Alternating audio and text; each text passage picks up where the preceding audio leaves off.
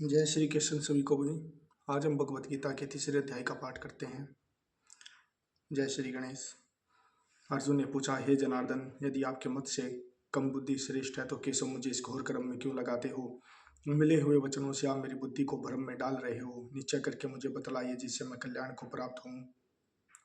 श्री कृष्ण जी बोले, हे निष्पाप अर्जुन, मैं पहले समझा चुका हूँ। इस श्लोक में दो प्रकार की निष्ठा कही। एक तो सांख्य वालों का ध्यान योग, दूसरा योगियों का कर्म योग। कर्मों को प्रारंभ न करने से कोई निष्कर्म नहीं कहलाता और कर्मों का त्याग करके संन्यास ग्रहण करने से किसी को सिद्धि नहीं मिली। मनुष्य क्षण भर भी कर्म के बिना नहीं रह सकता। प्रकृति के गुण ही सब मनुष्यों को कुछ न कुछ कर्म करने में लगाते हैं। जो ज्ञानी कर्म इंद्रियों को रोककर आत्म चिंतन करने के बहाने विषयों की चिंता करता वह पाखंडी मिथ्याचारी कहता है। हे अर्जुन, जो इंद्रियों को मन से दमन कर और विषयों में प्रवृत्त न होने देकर उनसे कार्य लेता है वह कर्म योग का अभ्यास करता है और श्रेष्ठ कहता है। अपने धर्म के अनुसार नियमित कर्म के न करने से कर्म को करना अच्छा है।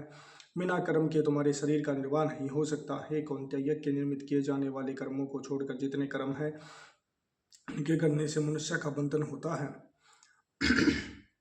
अतएव तुम फल की इच्छा त्याग कर यज्ञ के लिए कर्म करो।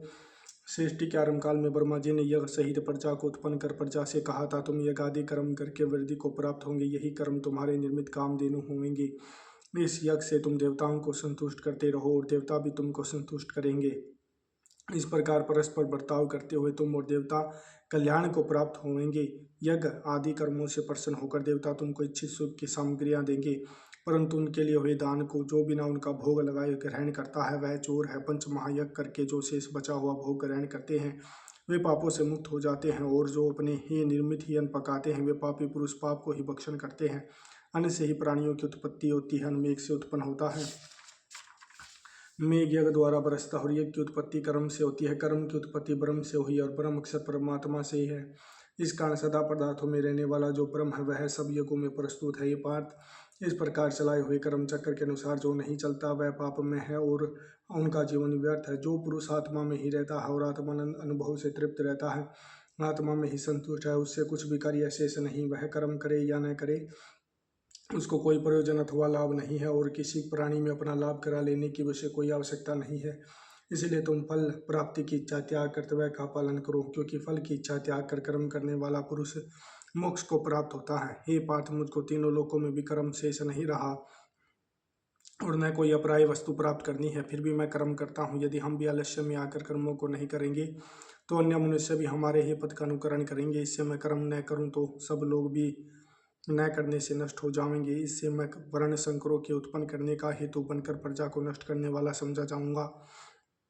जिस प्रकार अज्ञानी फल की इच्छा करके कर्म करता है, वैसे ही धन की इच्छा न करते हुए ज्ञानी को लोग शिक्षा की इच्छा करते हुए कर्म करना उचित है। कर्म में आसक्त ज्ञानियों की बुद्धि में ज्ञान भेदभाव उत्पन्न न करे, परंतु आप स्वयं कर्म करता हुआ उसमें भी प्रसन्नतापूर्वक कर्म करावे। हे अर्जुन, सब कर्म प्रकृति के गुणों करके ही उत्पन्न होते हैं, परंतु जिनकी बुद्धि अहंकार से भ्रष्ट है ऐसे मूर्ख लोग समझते हैं कि हम करता हैं, परंतु जो गुण और कर्म के विभाग का सच्चा तत्व जानता है वह ज्ञानी पुरुष समझकर इसमें आसक्त नहीं होता कि गुणों का यह खेल आपस में हो रहा है। प्रकृति के गुणों करके ही भूले हुए मनुष्य गुण और कर्मों में आसक्त होते हैं। उन अल्पज्ञ मदोहों के ज्ञानी पुरुष कर्म मार्ग से चलायमान न करे।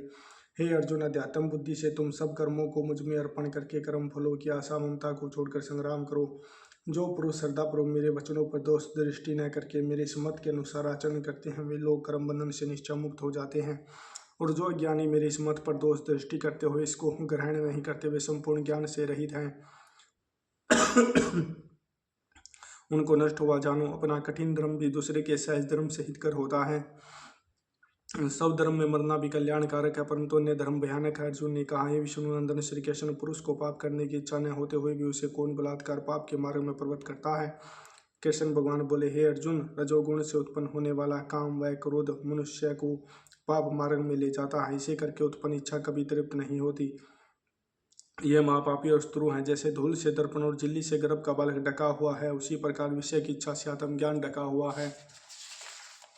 एक कुंती पुत्र, शत्रु काम करके ज्ञानियों का ज्ञान आच्छादित हुआ है और सदा घनी की तरह तृप्त नहीं होता। इंद्रियां, मन और बुद्धि इस काम के आश्रय स्थान है। इनके सारे विषय इच्छा ज्ञान को आच्छादित करके जीव को मोहित कर लेती है। अतएव तुम सर्वप्रथम इंद्रियों को वश में करके ज्ञान और विज्ञान को नष्ट करने वाले इस पापी काम को अवश्य ही जीतो। कहते हैं इंद्रियां सबसे प्रबल हो, इंद्रियों से प्रबल मन है। इस प्रकार जो बुद्धि से परे है उसे आत्मा को जानकर निश्चयात्मक बुद्धि द्वारा मन को निश्चल करके हे महाबाहो तुम दुर्धर्ष शत्रु को जीत लो। तीसरे अध्याय का महात्म्य। श्री नारायण जी बोले, हे लक्ष्मी, एक शूद्र महामूर्ख अकेला ही एक वन में रहता था। बड़े अनर्थों से उसने बहुत सा द्रव्य इकट्ठा किया। किसी कारण से वह सब द्रव्य जाता रहा। अब वह शूद्र बहुत चिंतित रहने लगा। किसी से पूछता कि ये ऐसा उपाय बताओ जिससे पृथ्वी में कड़ा धन मुझे मिले। किसी से पूछता कोई अंजन बताओ जिसे लगाने से पृथ्वी में कड़ा द्रव्य दिखने लगे। तब किसी ने कहा मांस मदिरा खाया पिया कर। तब वह खोटा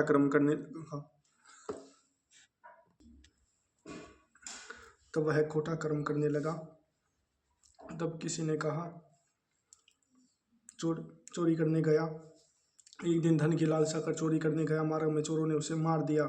तदनंतर उसने प्रेत योनि पाई। उस प्रेत योनि में बड़ा दुख हुआ। एक वट वृक्ष पर रात दिन चिल्लाया करता कि कोई ऐसा भी है जो मुझे इस अधम देह से छुड़ावे। कुछ समय बाद शूद्र की स्त्री से पुत्र जन्मा। जब उसका पुत्र बड़ा हुआ तो एक दिन अपनी माता से उसने पूछा कि मेरा पिता क्या व्यापार करता था और देहांत किस प्रकार हुआ।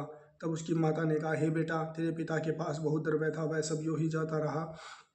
वह धन के चले जाने से बहुत चिंतित रहने लगे। एक दिन धन की लालसा से चोरी करने गया, परंतु मार्ग में चोरों ने उसे मार डाला। तब बेटे ने कहा, हे माता, उसकी गति कराई थी? माता ने कहा, नहीं कराई। बेटे ने पूछा, हे माता, उसकी गति करानी चाहिए। माँ ने कहा, अच्छी बात है। तब वह पंडितों से पूछने गया और जाकर प्रार्थना की, हे स्वामी, मेरा पिता एक दिशा में जाकर मृत्यु को प्राप्त हुआ है, तो उसका उद्धार किस तरह हुए? पंडितों ने कहा, तू गया जी जाकर उसकी गति कर, तब पितरों का उद्धार होगा। यह सुन उसने माता जी की आज्ञा लेकर गया जी को गमन किया। प्रयागराज का दर्शन स्नान करके आगे को चला। रास्ते में वृक्ष के नीचे बैठ गया। वहां उसको बड़ा भय प्राप्त हुआ। यह वही वृक्ष था जहां उसका पिता प्रेत योनि को प्राप्त हुआ था। उसी जगह चोरों ने उसको मारा था।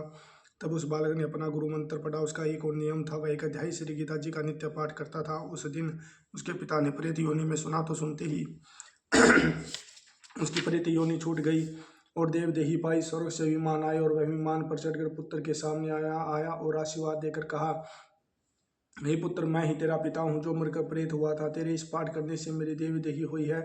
अब मेरा उद्धार हुआ है और तेरी कृपा से मैं स्वर्ग को जाता हूँ। अब तू गया जी को अपनी खुशी से जा।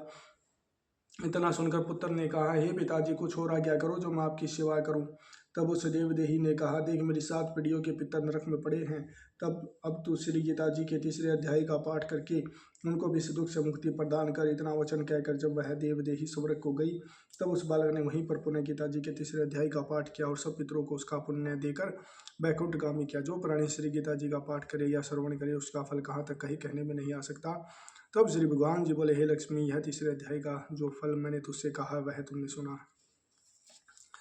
जय गीता माता मैया, जय गीता माता। अज्ञान मोह ममता को छिन में नाश करे। शरण तेरी जो आवे तेरी मति ग्रहण करे।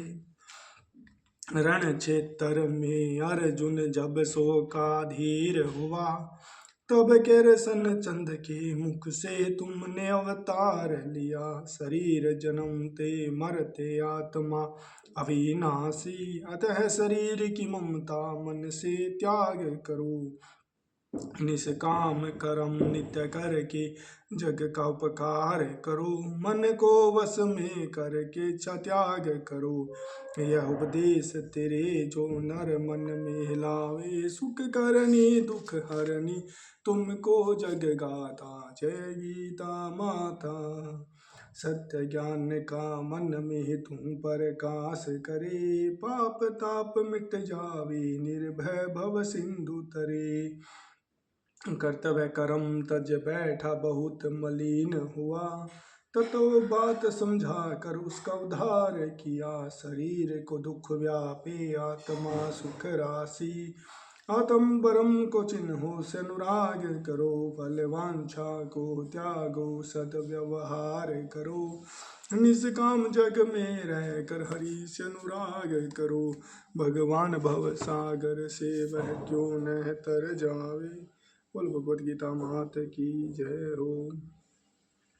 हे भगवत गीता माता, जो मैंने तीसरे अध्याय का पाठ किया हो, पाठ हो उसका जप हो उसका फल माँ अपने निर्मित आपको अर्पण करूँ। हे माँ, मेरे पितरों को मुक्ति प्रदान करी, जो भी नकारात्मक शक्ति है उनको मुक्ति प्रदान करें, घर में सुख समृद्धि प्रदान करें, जो भी मेरी सिद्धियाँ उनको शुद्धि प्रदान करें, जो भी दिन दुखी नित्य प्रति मेरे मुख से भगवत गीता का पाठ सुनते हैं उनके पितरों को मुक्ति प्रदान करें, उनके घर में सुख शांति प्रदान करें, उनके मलिन विचारों को वो दूर करें, उनको शुद्धि प्रदान करें, शांति प्रदान करें, उनकी सभी कुल देवी कुल देवताओं को शुद्धि प्रदान करें। जय श्री कृष्ण।